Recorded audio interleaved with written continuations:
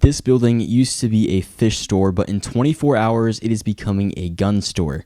And this means one thing: we need some serious security. Today, I'm provisioning this 6-camera system. Before I ever go on site, I'll be using layer 3 adoption, and we're going to see if this actually works. If you have ever done any installs related to networking, you know that the worst part is troubleshooting things on site, which is exactly why we're going to be pre-provisioning all of our gear today at home, and we'll be taking this over to the site tomorrow. Pre-provisioning not only saves time, it reduces failure risk, and it lets you test everything ahead of time. If something breaks or doesn't work, I would rather find out here than on site with the client there waiting for everything to be ready to go. So what gear do we have here today? Well, first of all, we have our Unify UNVR. This is going to be the recording device that is going to basically take all the feeds in from the cameras and record it from the network. And in regards to the cameras, we have 4 G5 Turret Ultra cameras, and we have 2 G6 Bullet cameras.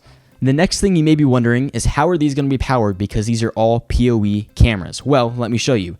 This is the small network stack that we're going to build. They already have Eero routers for their setup, so we're going to be installing a small Ubiquiti stack. That way we can have some management of this remotely, but also that way we know that it's going to be a quality network for these cameras. Everything will be wired together for cameras, and this will be connected then to the Eero network, and eventually I would hope that they would get some Ubiquiti devices for their network in general, but it's a small business, so we are limited on budget. And that does lead me to my next point. Yes, this company, this gun store, did purchase all of the equipment themselves. They shipped it to me so I can pre-provision the gear, and we'll go over there tomorrow and actually install it, but Ubiquiti did not provide hardware for this video. And as always, in all of my videos, I am always allowed to share my opinion on the devices. That is never a factor that limits me. I will always say what I want to say about the device. If the device sucks, you guys will know. Let's go ahead and begin setting up the network for this setup. This is the Unify Flex switch. This is my favorite switch from Ubiquiti. It is a 1 gigabit per second switch, but the coolest part about it is not only is it PoE powered and only PoE powered, it has 4 outputs of PoE as well. So if you power this with PoE++, that means you can get PoE+ on every single output port. You guys have seen me use these things before, but they are so versatile and so easy to use. We have PoE in and 4 outputs of PoE power. This is going to be perfect for this setup because it is going to be a kind of split network configuration in terms of where everything's going to be located. This is the Unify Switch Ultra, and this is the first time I've ever tried one of these before. I've really wanted to use them in the past. I've just never had an actual use for it yet. But this is a great and small switch that we can use to connect everything together. And by small, I mean it is really small. So we have 1 PoE input on the back, but we also have 8 PoE ports on the front. And the benefit of this is it is very cheap and easy to use. Power supply is literally bigger than the actual switch. That's kind of crazy. So for some reason, I can't SSH into the Ultra switch from a terminal, but what I can do is connect from Hostify device discovery tool. So we're going to go ahead and click on the settings up here and set this to our Unify remote adoption URL. And if you don't know what your remote adoption URL is, this is going to be your public IP address most likely. And I'm not going to show that on the screen because I don't want you guys to adopt your devices to my setup. And now we can go back to the screen cap and I will click on adopt.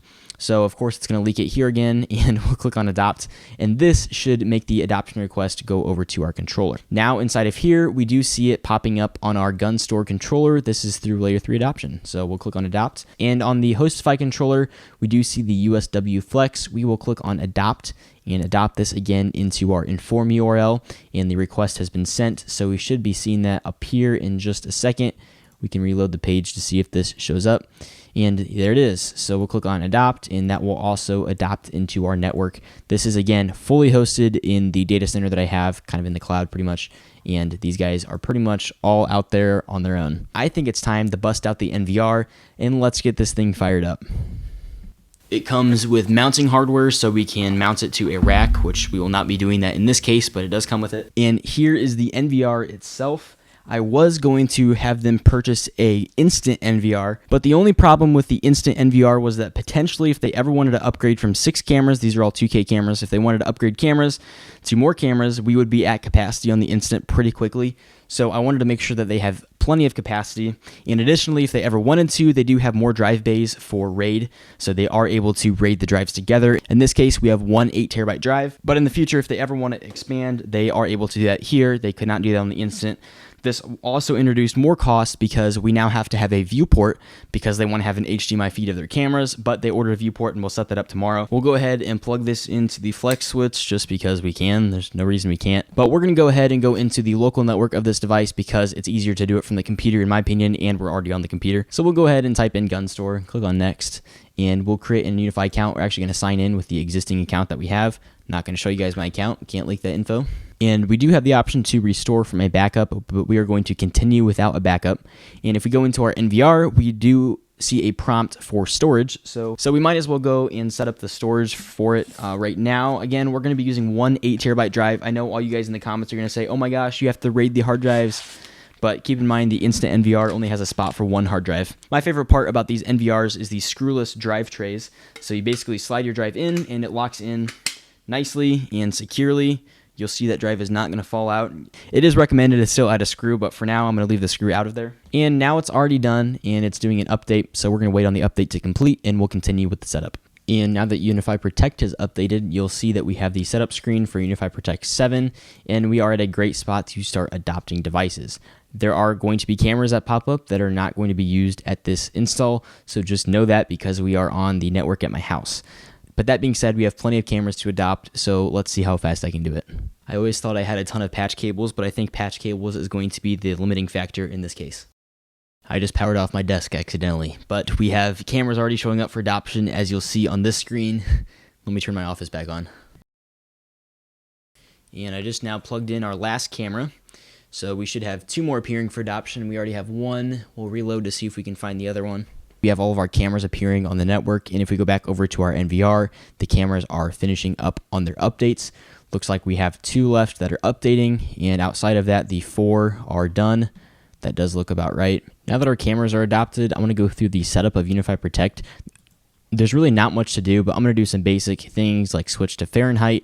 We'll go down here and take a look at the Discover third-party cameras, which is off. We'll leave that off, and we will turn on stream encryption. We'll click on Apply Changes and go over to Intelligence, which those features are all enabled, which is awesome. Our recording settings are fine. Offsite archiving is not something we'll be doing at this time. If we go back to our devices, there is a new recording manager, and this is what we're going to use to provision all of the cameras to make sure they are all ready to record the same thing. We'll click on this, and we'll go over to Events Only, and we will record motion events, and we'll make sure we record 2 seconds before the event and 2 seconds after the event. We will also record tamper detections, and encoding we'll leave at the default setting. We'll go down and turn on time, turn on camera name, and click on Apply Changes. So the nice thing is that just went through to all of our cameras, and they all have the time and date in the top as well as the camera name, and they're all going to record during motion events only. That's going to not use up our entire hard drive space in the first day. Instead, it'll just keep the important motion events recorded. Hopefully you can stay tuned and subscribe for the upcoming video where we will do the actual on-site installation of all of these cameras and this network hardware as well. It is going to be quite the video because we're going to have to run the wires to the cameras. We'll have to make sure our UniFi network has access to the Eero network through Ethernet, and we'll want to make sure everything is working exceptionally well. We will be very strapped for time tomorrow, so it is going to be a tight fit in terms of scheduling, but we'll see how much we can get done in one day. That said, I want to thank you all for watching this video. Have a great day. I will see you all in the next video.